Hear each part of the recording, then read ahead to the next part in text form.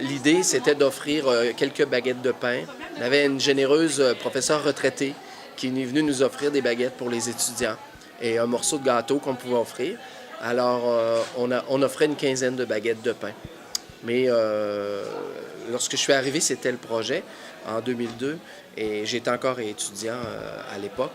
Et on se posait de grandes questions parce qu'on se disait, si les étudiants ont faim, est-ce qu'une baguette de pain est suffisante? Alors, on a formé un comité, on a réfléchi et c'est là qu'on s'est dit que, en écoutant les besoins des étudiants, parce que tu demandais si ça venait de eux, en les écoutant, on s'est rendu compte que c'était beaucoup plus qu'une baguette, c'est qu'ils avaient faim.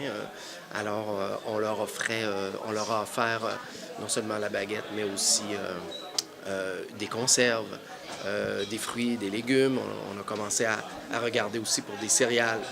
Mais vous voyez que le problème monétaire s'est posé aussi. Alors, on n'avait pas un budget alloué pour ce projet. Alors, il a fallu que les étudiants, nous réfléchissions à trouver des sources de financement. Alors, on s'est penché sur comment améliorer nos levées de fonds, entre autres notre fameuse guignolée étudiante du mois de novembre.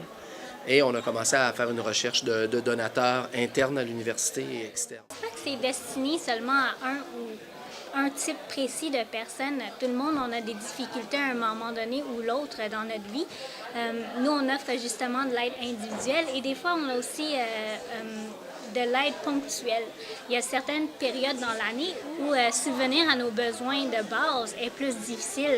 Je nomme notamment juste après le paiement des scolarités, ça devient souvent très, très limite. Et les personnes, généralement, ils gèrent très bien leur budget, mais d'avoir un petit... d'avoir juste la nourriture de base pour là où les 2-3 semaines qui suivent ce paiement, ça peut aider beaucoup.